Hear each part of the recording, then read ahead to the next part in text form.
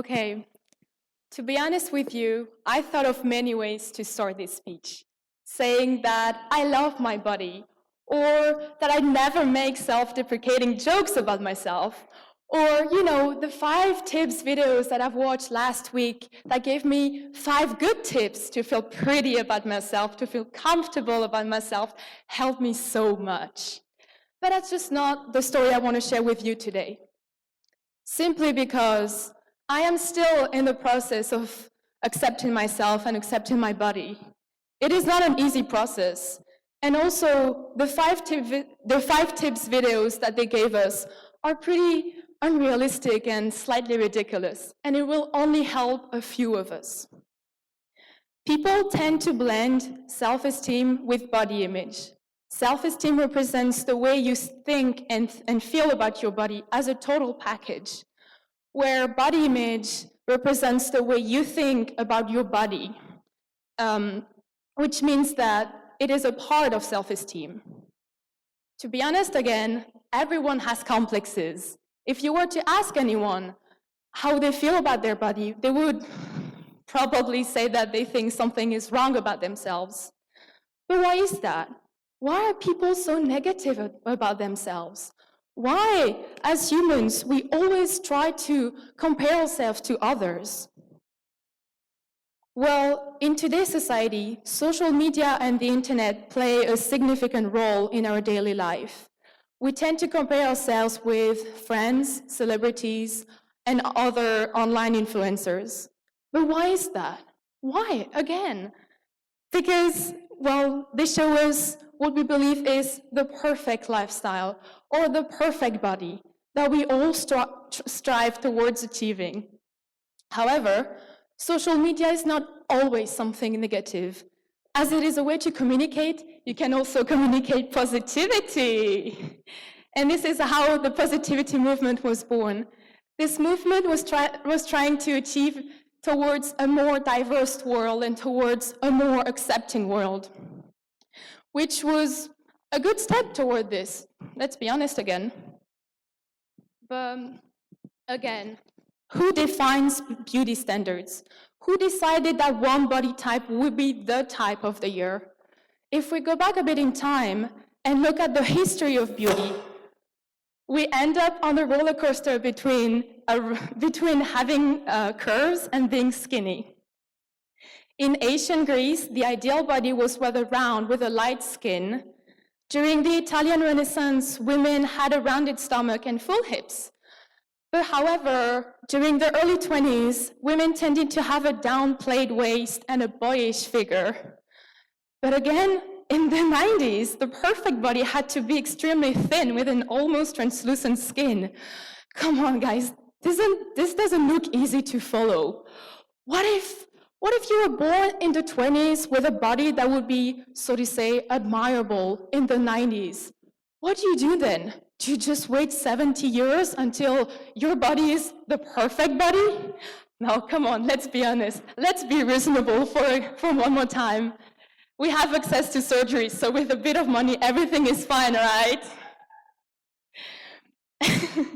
More seriously, it is those standards that makes a whole generation of children completely change mentally and physically. And it also alters their perception of their own body.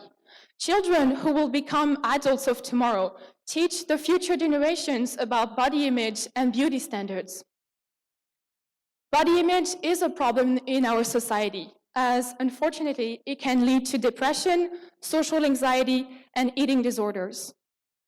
A Danish study showed that 76% of girls and 43% of boys have something they don't like about themselves. Because yes, this problem also concerns men, equal rights. As I mentioned earlier, I am still in the process of accepting my body and feeling comfortable with it. It is a very, very long story, and it was a pretty big struggle when I was younger. As children begin to recognize themselves at around the age of 2, around the age of 4, they start to compare themselves to others. And around the age of 6, the social cultural factors start influencing the way you see your body.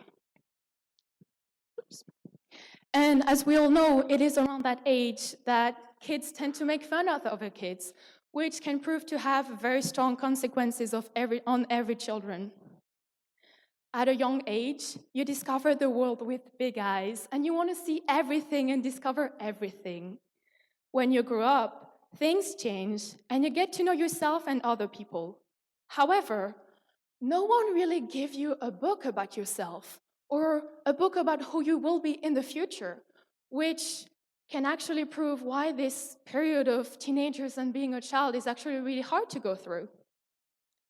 At home, your parents are supposed to teach you how to behave with other people, which you will obviously later experience at school.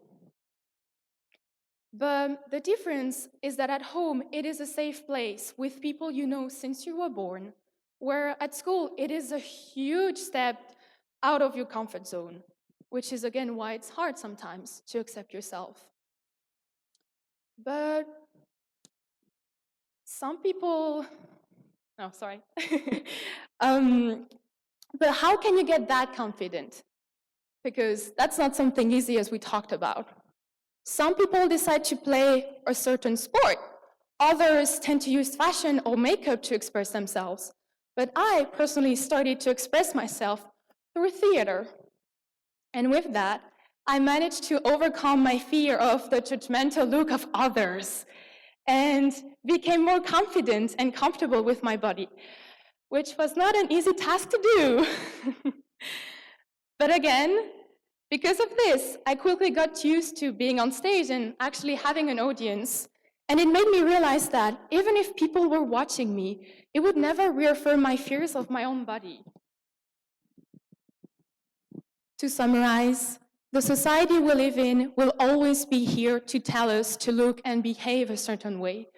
But when you think about it, you are the only person who can make a change about the way you see yourself. It is not an easy process, and it takes a lot of time and patience. However, it is by trying every day to accept yourself the way you are and doing what you love without actually thinking about what people think about you, because who are they again? That you will hopefully achieve your goal. Accepting others is also part of the process, because you never know what people went through or their background stories in general.